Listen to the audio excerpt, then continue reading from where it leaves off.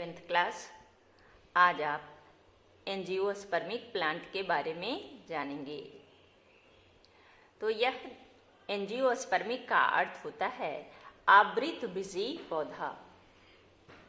ये पुष्पी पादप है और ये पादप जगत में सबसे बड़ा विभाग है। इसका बीज आवरण से ढका होता है, इसीलिए इसको आवृतबीजी, आवरण से ढका है तो आवृतबीजी के नाम से इसे जानते हैं।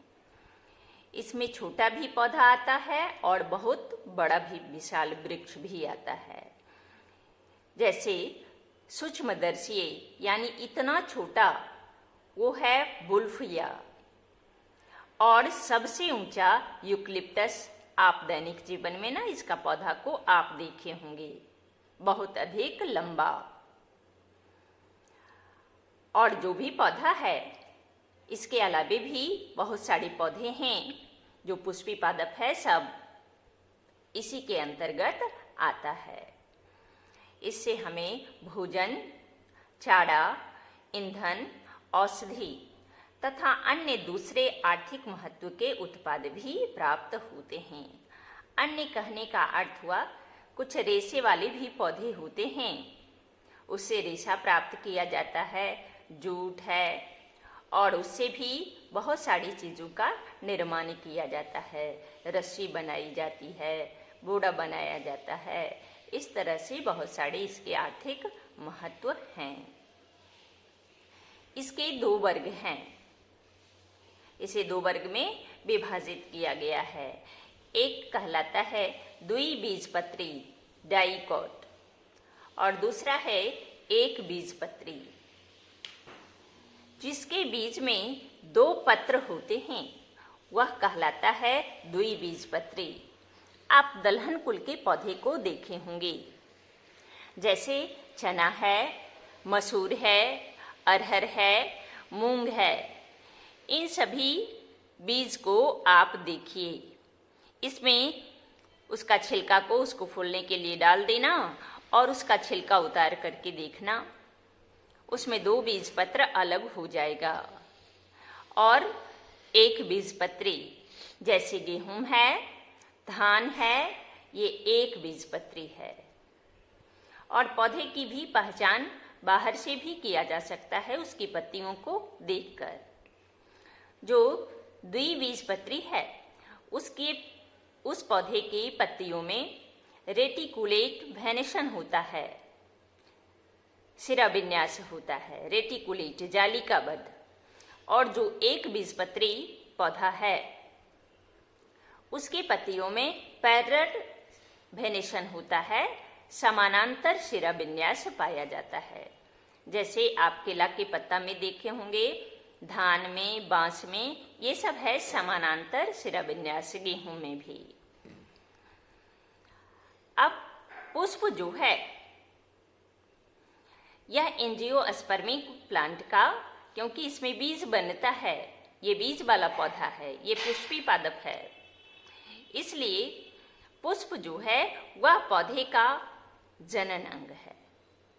और पुष्प में नर लैंगिक अंग, जनन अंग पुंकेसर कहलाता है, और मादा लैंगिक अंग स्त्री केसर के नाम से जाना जाता है, जिसके बारे में ना आप 10th क्लास में भी पढ़े होंगे। पुंकेसर की संरचना में आप पढ़े होंगे दो भाग होता है। एक ऊपर वाला भाग है जो कहलाता है परागकोश, हमने यहाँ ऐसे बना करके दर्शाया है, आप इस तरह से भी उसको दर्शा सकते हैं। और दूसरा भाग है इस तरह से, ये कहलाता है फिलामेंट। ये हुआ परागकोश और ये हुआ फिलामेंट। परागकोश में बारीक चूर्णी पदार्थ होता है, ये पदार्थ कहलाता है परागकण, पोलेन ग्रेन, परागकण। और ये है फिलामेंट, तंतु या पतंतु। और स्त्री केसर में मुख्य रूप से 3 भाग होता है। ऊपर वाला भाग कहलाता है अस्टिग्मा, वर्तिकाग्र। उसके बाद का भाग जो है वह कहलाता है वर्तिका स्टाइल, और नीचे का भाग जो पुष्पासन से जुड़ा रहता है, ये भाग कहलाता है अंडाशय ओवरी। अंडाशय के अंदर हमने ये संरचना दर्शाया है, ये है बीजांड। और ये आपको एक सरसों का पौधा का चित्र हमने दर्शाया है। सरसों पौधा का चित्र इसलिए दर्शाया है कि यह आवृत बीजी पौधा का अच्छा उदाहरण पेश करता है, दर्शाता है। इसमें जो जड़ें हैं ये मूसलाधार है, इससे प्राथमिक, द्वितीयक, तृतीयक जड़ें भी निकलती है, तना भी होता है, इससे पत्तियां भी जुड़ी हुई है, इसमें फूल भी, ये फूल दर्शाए हैं, फूल भी है, और ये हमने दर्शाया है इसमें फली होता है और इसी फली में बीज पाया जाता है, यानी बीज जो है आवरण से घिरा हुआ है। इसीलिए हमने सरसों का पौधा बना करके आपको आवृत बीजी पौधे का उदाहरण दिया है। और ये जो चित्र बनाया गया है ये आवृत बीजी पौधे का जीवन चक्र को दर्शाता है कि इसमें ना एकांतर, इसमें पीढ़ी एकांतरण की क्रिया होती है, किस प्रकार से इसका जीवन चक्र चलते रहता है। तो जनन की प्रक्रिया में इस पौधे के फूल का ये भाग इस तरीके से दर्शाए हैं और ये भाग दर्शाए हैं पुंकेसर। पुंकेसर इसमें जो स्थित होता है परागकोश से लघु बीजाणुधानी का निर्माण होता है, जिसमें लघु बीजाणु तैयार हुआ और यही लघु बीजाणु जो है ये परागकण है। ये परागकण परागन क्रिया के द्वारा, परागन भी आप 10th क्लास में पढ़े होंगे। परागन दो तरह का होता है, स्वपरागन, परपरागन। परपरागन के लिए एजेंट चाहिए, बाहरी माध्यम चाहिए, और स्वपरागन के लिए कोई एजेंट की आवश्यकता नहीं होती है। कि ये बारीक कण है परागकण, ये किसी भी प्रकार से जब स्त्री केसर के वर्तिकाग्र तक पहुंच जाता है तो वर्तिकाग्र से एक पोषक पदार्थ, उससे ना एक चिपचिपा पोषक पदार्थ निकलता है जिससे परागकण का पोषण होता है और उसमें अंकुरन होता है, परागनली का निर्माण हो जाता है। इस परागनली में ये है नर युग्मक, मेल गैमीट, नर युग्मक का निर्माण होता है। 2 नर युग्मक का निर्माण होता है और ये परागनली से हमने इसको दर्शाया है कि ये बीजांड है। यहाँ का डायग्राम स्त्री केसर का भाग है और इसको दर्शाए हैं, ये गुरु बीजाणुधानी है जिसमें बीजांड का निर्माण हुआ। ये बीजांड परिपक्व बीजांड है। इसमें ये सहायक कोशिका है, ये कहलाता है प्रतिव्यासांत कोशिका, एंटीपोडल कोशिका, और ये जो है केंद्रक है।